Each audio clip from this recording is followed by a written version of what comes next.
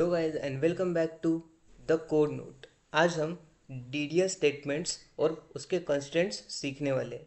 So let's start.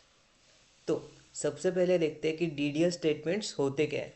तो DDL का मतलब होता है डेटा डेफिनेशन लैंग्वेज, जो कि डेटाबेस स्ट्रक्चर को डिफाइन और मैनेज करने के लिए यूज़ होती है।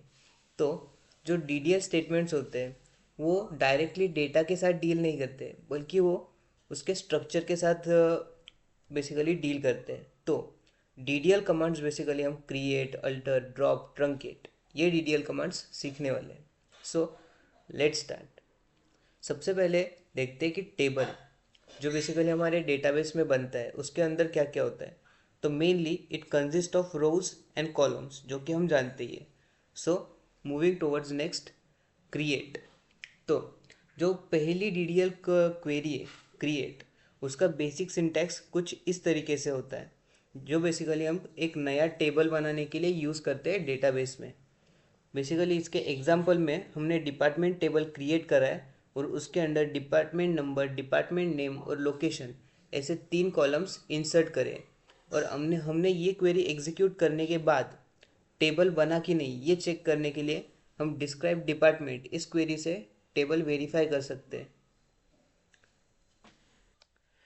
फिर आगे बढ़ते हैं, types of tables in Oracle देखते हैं। एक होता है यूज़र टेबल्स, जो कि हम क्रिएट स्टेटमेंट का यूज़ करके बनाते हैं।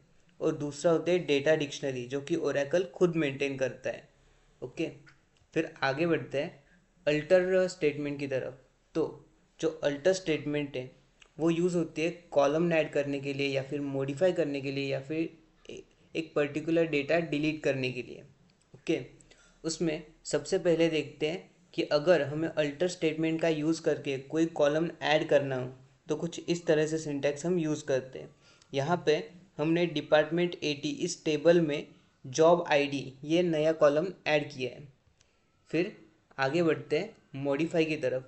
तो अल्टर टेबल मॉडिफाई इस स्टेटमेंट का हम यूज़ करके हमने जो एक पर्टिकुलर लेट्स से कि नेम करके जो कॉलम था उसको अपडेट करके लास्ट नेम बना दिया।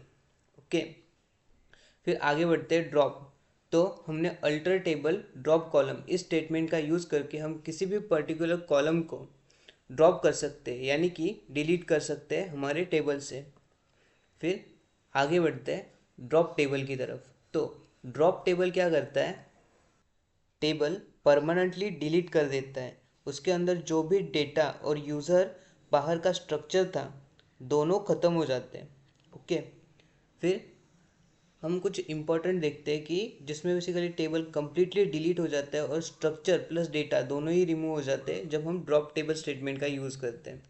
फिर आगे बढ़ते हैं, ट्रंकेट स्टेटमेंट का जब हम यूज़ करते हैं तब क्या होता है वो देखते हैं। तो truncate table and detail underscore department, ये बेसिकली हमने हमारे डिपार्टमेंट जो भी टेबल है उसका नाम लिखा है। तो जब हम इस स्टेटमेंट का यूज़ करते हैं तब टेबल के अंदर का जो डेटा होता है सिर्फ वही रिमूव होता है, जबकि टेबल का जो एक्चुअल स्ट्रक्चर होता है वो वैसा ही रहता है। फिर आगे बढ़ते हैं कंस्ट्रेंट्स की तरफ। तो कंस्ट्रेंट्स का मतलब है टेबल के ऊपर कुछ रूल्स अप्लाई करना। लेकिन हम रूल्स लगाते ही क्यों हैं, ताकि हमारा डेटा वैलिड और कंसिस्टेंट रहे। अगर कोई गलत डेटा इंटर करने की कोशिश करे तो कंस्ट्रेंट्स यूज़ करके हम तुरंत उसको रोक देते हैं। ओके। फिर टाइप्स ऑफ कंस्ट्रेंट देखते हैं। सबसे पहले नॉटनल।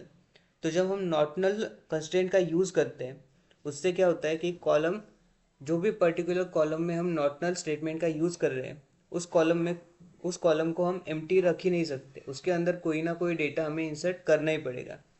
सिमिलरली अगर हमने यूनिक कंस्ट्रेंट का यूज़ करा तो हम उस पर्टिकुलर कॉलम में जो भी कंस्ट्रेंट, जो भी बेसिकली डेटा इंसर्ट करेंगे वो डुप्लीकेट नहीं होना चाहिए। फिर अगर हमने प्राइमरी की ये वाले कंस्ट्रेंट का यूज़ किया तो इसका मतलब है उस पर्टिकुलर कॉलम में या फिर उस पर्टिकुलर टेबल में जो भी बेसिक, यानी कि जब हम प्राइमरी की कंस्ट्रेंट का यूज़ करते हैं तो हमारे टेबल में एक पर्टिकुलर जो हम कॉलम लेंगे जिसको हम प्राइमरी की बेसिकली कंस्ट्रेंट का यूज़ कर रहे हैं उससे हर रो को हम यूनिकली आइडेंटिफाई कर सकते हैं उस टेबल में। फिर जब हम फॉरेन की कंस्ट्रेंट का यूज़ करते हैं तो उससे क्या होता है, दो टेबल्स को हम कनेक्ट कर सकते हैं हमारे डेटाबेस में कुछ इस तरीके से। और इसका मतलब क्या है कि हमने employees dot department ID must exist in the departments table में भी वो एग्जिस्ट होना चाहिए। तो इससे हमने दो टेबल्स को कनेक्ट कर दिया इस बेसिकली सिंटैक्स की मदद से। फिर आगे बढ़ते हैं चेक कंस्ट्रेंट की तरफ। तो हम चेक कंस्ट्रेंट का यूज़ करते हैं एक पर्टिकुलर कंडीशन लगाने के लिए, जहाँ जहाँ पे हमने यहाँ सैलरी ग्रेटर देन ज़ीरो की कंडीशन लगाई है। फिर हम आगे बढ़ते हैं ऐड कंस्ट्रेंट की तरफ। तो क्या हम बनी हुई टेबल में कंस्ट्रेंट्स ऐड या रिमूव कर सकते हैं? बिल्कुल। जैसे हमने पहले सीखा, स्ट्रक्चर चेंज करने के लिए हम अल्टर टेबल यूज़ करते हैं, तो कंस्ट्रेंट्स को ऐड या ड्रॉप करने के लिए भी हम अल्टर टेबल का ही यूज़ करते हैं, जो कि हमने यहाँ पे किया हुआ है। ओके। फिर आगे बढ़ते हैं, जो हमने इस वीडियो में सीखा वो देखते हैं। हमने बेसिक डेडियल कमांड्स देखी, क्रिएट, अल्टर, ड्रॉप, ट्रंकेट, ये सीखा।